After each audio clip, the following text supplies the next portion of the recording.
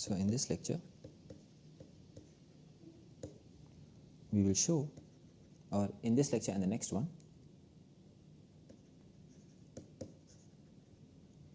that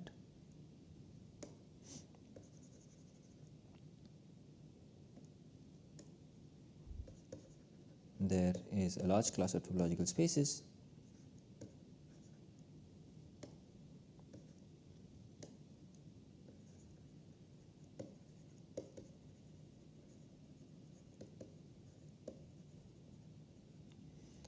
which admit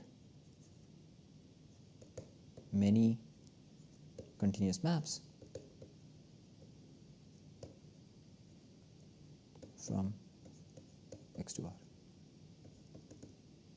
R, or many which admit many continuous functions. So for that we can recall that a Hausdorff space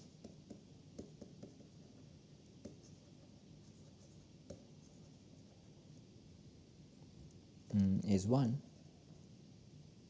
in which we can separate points by open sets. Yeah. So what does this mean? So we call a space X to be Hausdorff. If given any 2 points on X, we can find 2 open subsets U and V. So U contains X and V contains Y, and U intersection V is empty. Right. So similar to this, we have the following definition.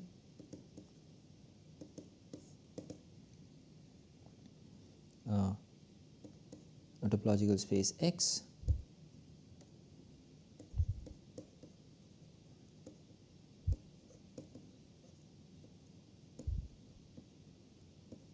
is said to be normal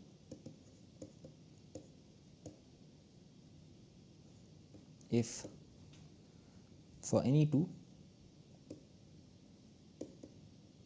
disjoint closed subsets A and B contained in X, yeah, there are open subsets U and V, right. So here's our X.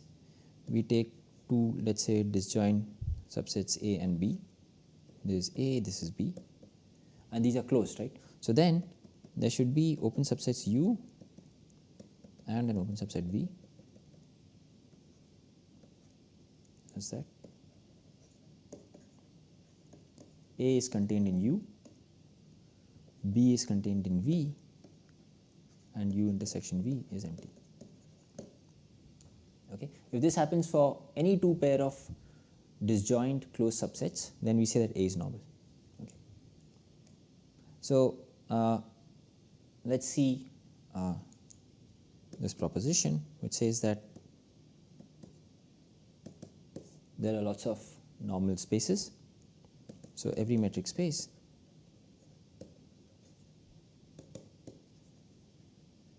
is normal. So let's see a proof of this. So let X be a metric space.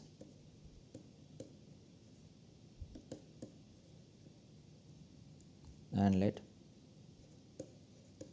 A and B be closed subsets of X. Okay. So recall the functions d sub A from X to R and d sub B from X to R.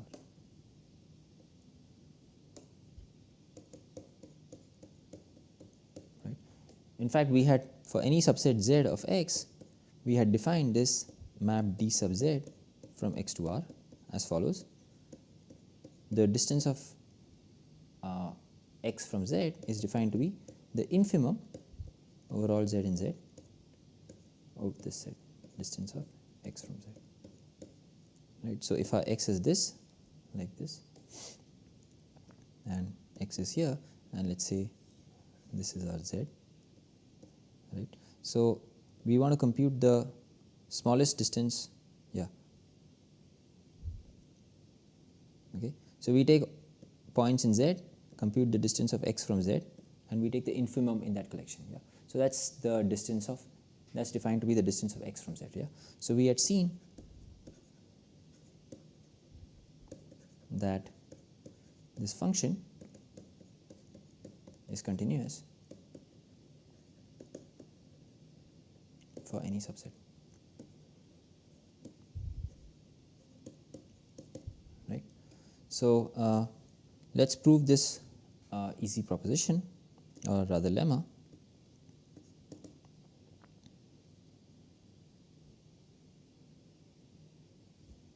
If A is closed, okay, if Z is closed,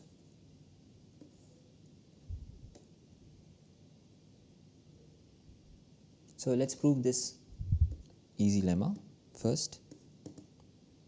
If Z is closed,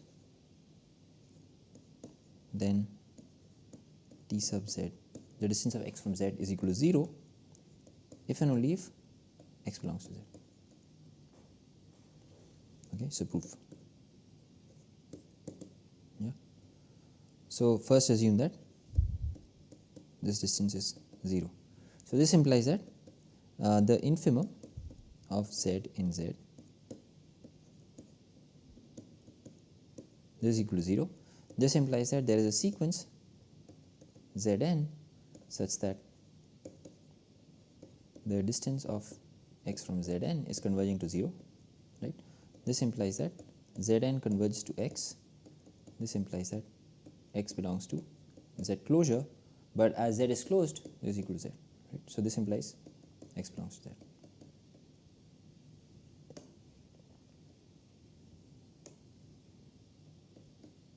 Right. And obviously,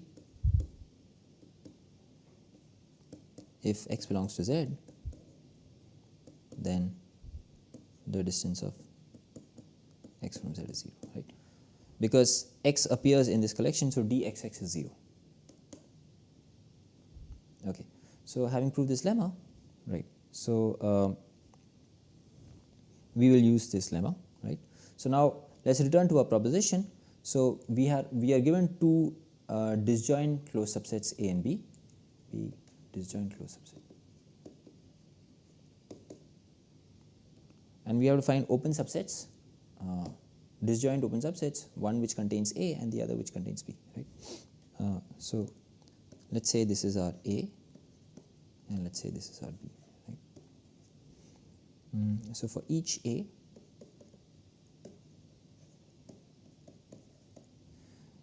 let epsilon A be defined to be the distance of A from B divided by 4. So we can take any A over here,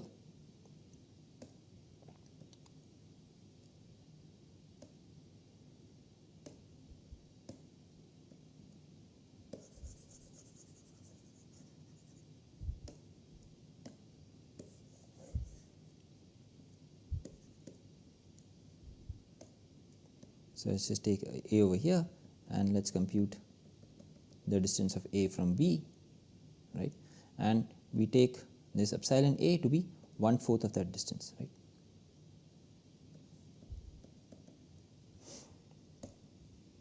Okay, and define. Okay, so similarly for B in B, let epsilon B be the distance from A of B divided by 4.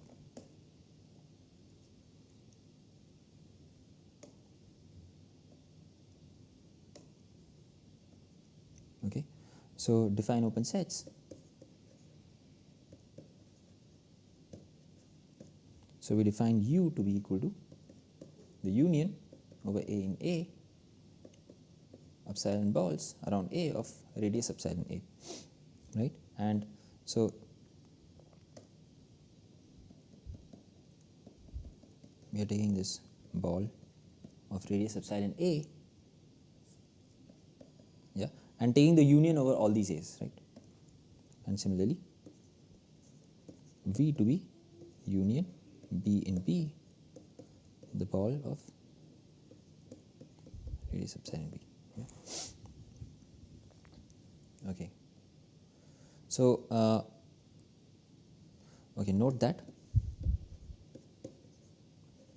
epsilon A is positive, yeah, or else as B is closed by the lemma, we will have B is in B, sorry, A is in B, which is a contradiction, as A and B are disjoint.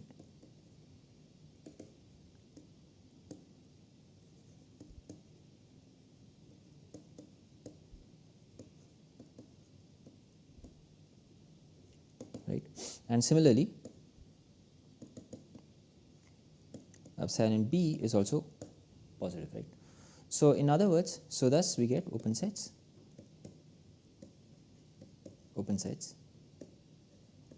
U and V such that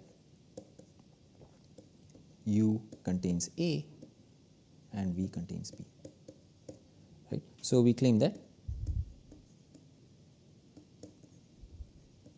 U intersection V is empty, right? If not, so our U is going to be something like this. It's a union of V is going to be something like this, right? And U is going to be a union of something like this. Right? If not,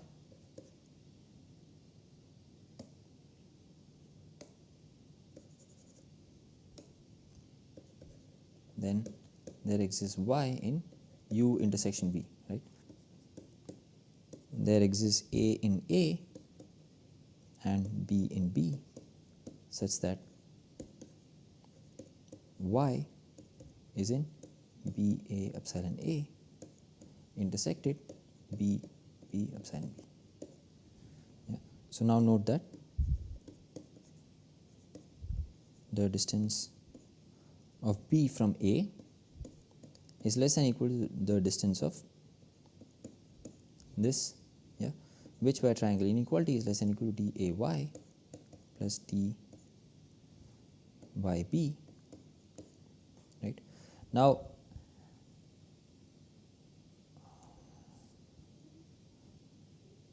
as Y is over here, right, this quantity is less than epsilon A,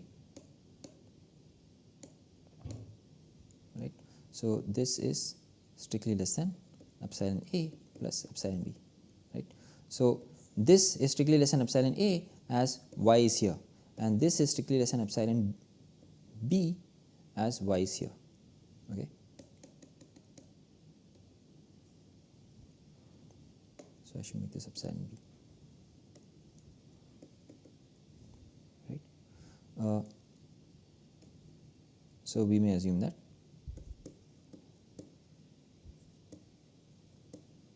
without any loss of generality that epsilon A is less than or equal to epsilon B, and then this is going to be less than or equal to, strictly less than or equal to,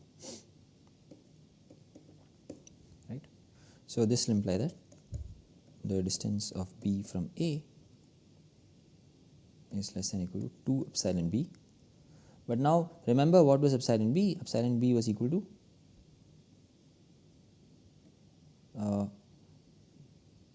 d distance of B from A by 4, right?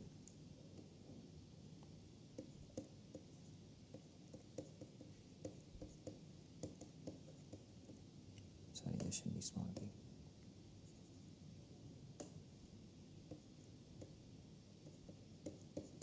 Right? So this implies that DAB is equal to 0, yeah, and as A is closed, this implies that B belongs to A, yeah, which is a contradiction.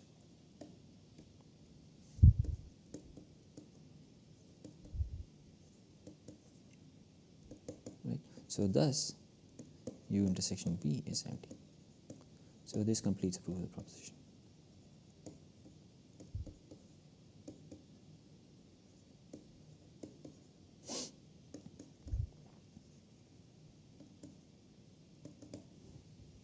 Okay, so this shows that there are lots of normal spaces. In fact, any metric space is normal, right? And let's prove another lemma. So we will prove a few results which are in preparation towards proving Urysohn's lemma. So let X be a normal space and let A be a closed subset. Right. So let W, so we have a closed subset A and we have an open subset W. Right. So then this lemma says that there is a V, so this is our W and this is our V. Be an open subset such that A is contained in W, right? Then there is an open subset V such that A is contained in V, is contained in V closure, is contained in W. Okay, so let's prove this lemma. The sets A and X minus W, so W is open, so X minus W is closed, right? So X minus W is this region,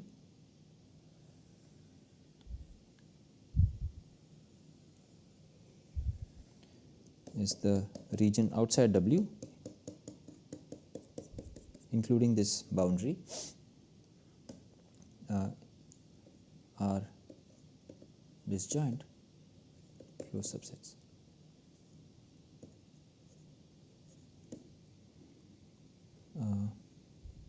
So thus there are open subsets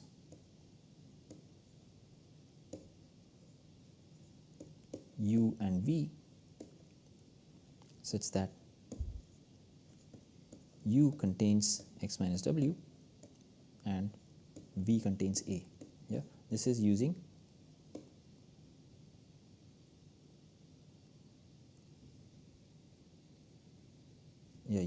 normality, right? So every time we have disjoint closed subsets, we can separate these using disjoint open subsets. So that's the definition of normality, right? So we claim that V closure intersected X minus W is empty, right? So why is that? Because if not, so let's just make a picture.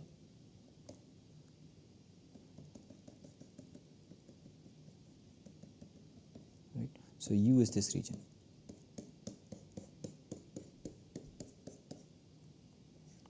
So this region is U.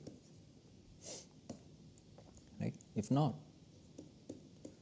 then there exists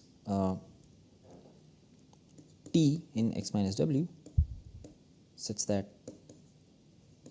T belongs to V closure, right? But this is not possible.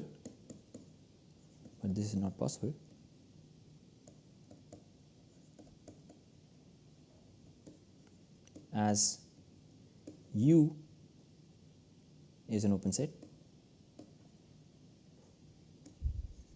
containing T such that U intersection V is empty, right? What does it mean for T to be in the closure of V? It means that every open subset containing T has to meet V, but that's not possible, right? So therefore, right, so this implies that V closure does not meet X minus W, which implies that V closure is completely contained inside. Right? So thus, A is contained in V, is contained in V closure, so this proves the lemma.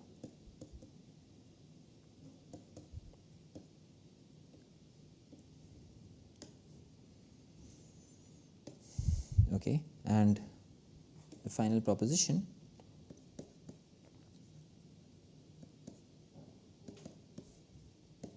let X be a metric space.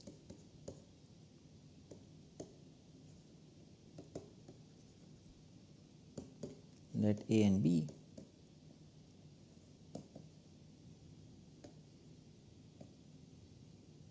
be disjoint closed subsets.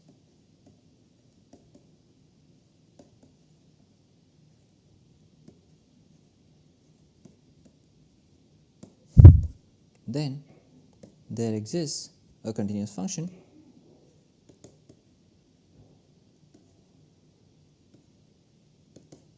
f from x to 0, 1 such that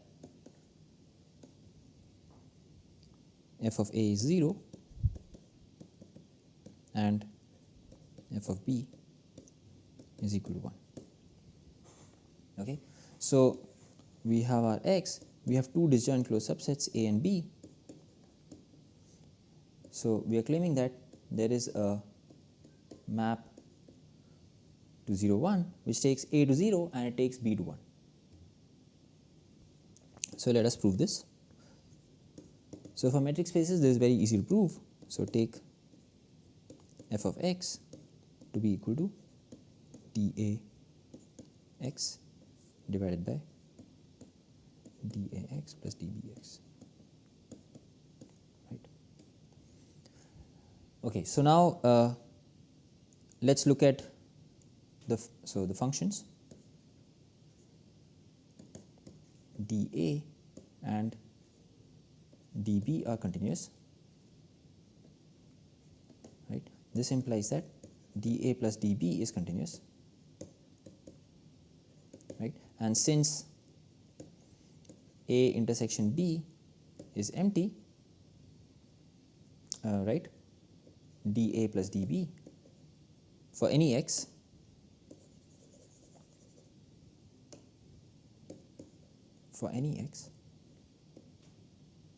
in x, when we look at dAx plus dBx,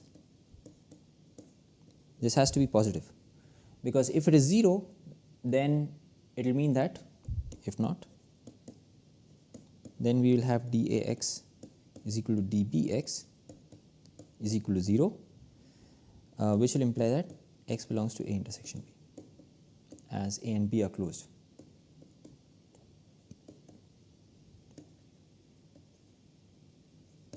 Right. So, thus this function dA plus dB, it takes positive values. So, this implies that this 1 upon x goes to dAx plus dBx is continuous, right. And since the product of continuous functions is continuous, this implies that f of x is continuous,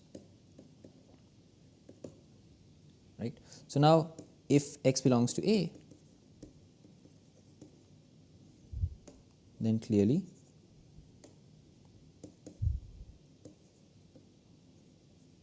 f of x is equal to 0, right, and if x belongs to B, then f of x is equal to the distance of, okay,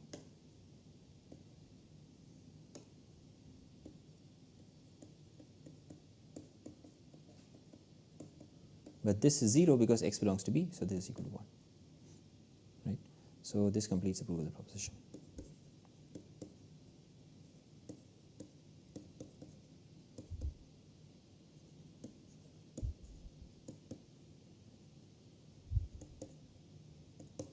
Right. So, in the next lecture we will prove Urysohn's lemma. So, Urysohn's lemma proves the same proposition, but it removes the hypothesis that X is a metric space, and it replaces metric space by being normal. Okay. So, we will end this lecture here.